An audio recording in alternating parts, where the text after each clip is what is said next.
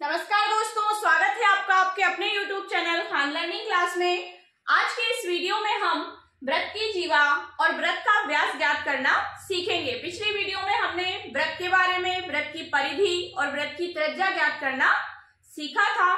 आज हम वृत्त की जीवा और वृत्त के व्यास का अध्ययन करेंगे, तो एंड तक बने रहिए हमारे साथ इस वीडियो में। आइए वीडियो शुरू करते हैं। ये एक आकृति है, क्योंकि वृत्त हम पिछली वीडियो में पढ़ चुके थे तो हमें रिपीट करने की आवश्यकता नहीं है। ये हमारा वृत्त है। अब इस पर स्थित किन्हीं दो बिंदुओं को मिलाने वाला रेखाखंड, ये तो वृत्त का केंद्र हो गया। अब यहां से जैसे हमने दो बिंदु ले लिए ए और बी, अब इन दोनों को यदि हम मिलाएंगे, जैसे यहां से लेकर जो रेखा हमने खींची यहां तक, तो ये हमारा क्या कहलाएगा? वृत्त की जीवा। ठीक है। अब इस तरह से C एंड D यहां ले लिया, इन दोनों को मिलाने वाला रेखाखंड भी क्या कहलाएगा? जीवा। ये वृत्त की जीवा कहलाती है। तो वृत्त पर स्थित, यहां हम परिभाषा लिख लेंगे, वृत्त पर स्थित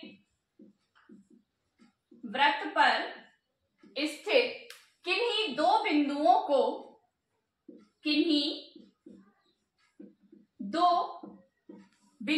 को,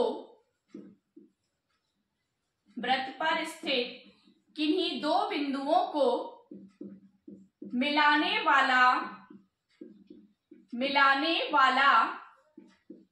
वृत्त पर स्थित हमने दो बिंदु ले लिए पहले ए और बी। अब इनको मिलाने वाला जो रेखाखंड है, जो एक रेखा है, वही हमारी क्या कहलाई? जीवा कहलाई। वृत्त पर स्थित किन्हीं दो बिंदुओं को मिलाने वाला रेखाखंड क्या कहलाता है? जीवा कहलाता है। जीवा कहलाता है। अब इसके बाद क्या आता है? ये तो हो गया जीवा, कि वृत्त की जीवा किसे कहते हैं। अब इसके बाद सेकंड हमारा क्वेश्चन आता है वृत्त का व्यास।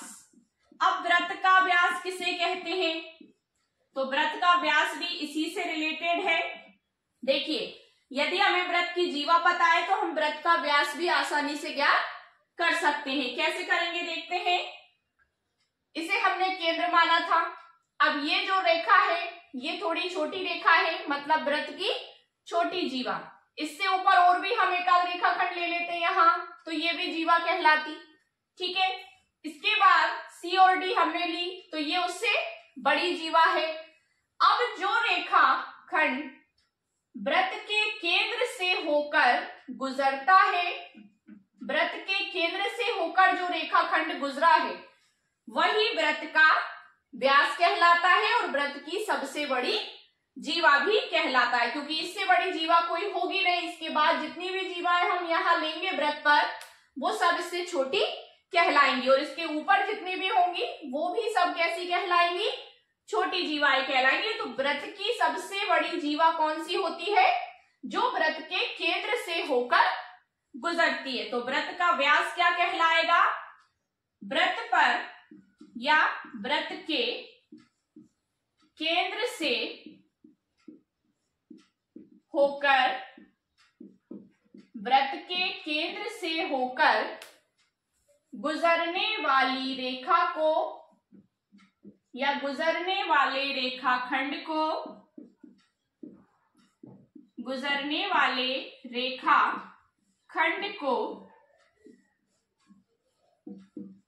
वृत्त का व्यास कहते हैं। वृत्त का व्यास कहते हैं। तो ये आज हमने क्या पढ़ा इसमें। अब यहां पर भी हम जितनी भी जीवाएं खींचेंगे तो ये सब छोटी छोटी जो होंगी वो जीवाएं कहलाएंगी। ठीक है।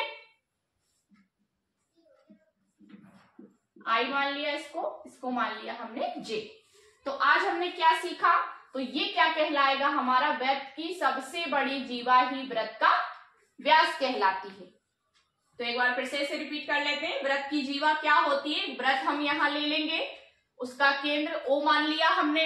अब वृत्त पर स्थित किन्हीं दो बिंदुओं को, तो दो बिंदु हमने लिए थे पहले A और बी।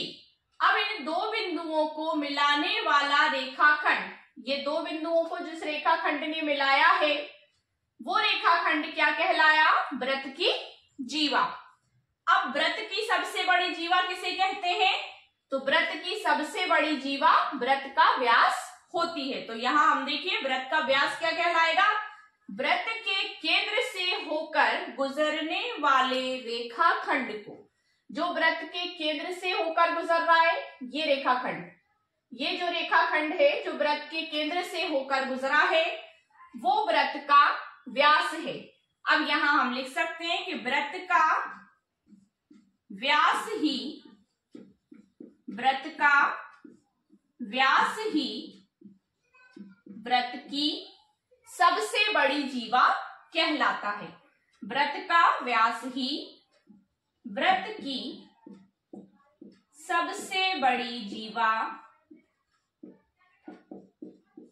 कहलाता है। तो इसमें हम लिख देंगे कि वृत्त का जो व्यास होता है जो केंद्र से होकर गुजरता है, वृत्त का व्यास वृत्त की सबसे बड़ी जीवा कहलाता है। तो आज हमने दो क्वेश्चन सॉल्व कर लिए इसके, एक तो वृत्त की जीवा और दूसरा वृत्त का व्यास। नेक्स्ट वीडियो में हम इसके और भी क्वेश्चंस आपके लिए लेकर आएंगे। तो एक बार देख लीजिए, ये आकृति वृत्त है जिस पर हमने अनंत रेखाएं खींची है, जिसकी सबसे बड़ी जो रेखाखंड है जो वृत्त का व्यास है वही वृत्त की सबसे बड़ी जीवा है। तो वृत्त की जीवा क्या होती है कि वृत्त पर स्थित किन्हीं दो बिंदुओं को मिलाने वाला रेखाखंड क्या कहलाता है? वृत्त का जीवा, मतलब वृत्त की जीवा कहलाता है। और वृत्त का व्यास क्या होता है? वृत्त के केंद्र से होकर गुजरने वाले रेखाखंड को वृत्त का व्यास कहते हैं। वृत्त का व्यास ही वृत्त की सबसे बड़ी जीवा कहलाता है। यदि क्वेश्चन ऐसा आ जाए कि वृत्त की सबसे बड़ी जीवा किसे कहते हैं, तो वृत्त का व्यास ही वृत्त की सबसे बड़ी जीवा होती है। सो डियर स्टूडेंट्स, अगर आपको वीडियो अच्छा लगा हो, वीडियो को लाइक शेयर करिए, चैनल को सब्सक्राइब कीजिए और बेल आइकन को प्रेस कीजिए, जिससे कि आपको हमारे आने वाले नेक्स्ट वीडियोस के नोटिफिकेशंस मिलते रहें। Thank you so much.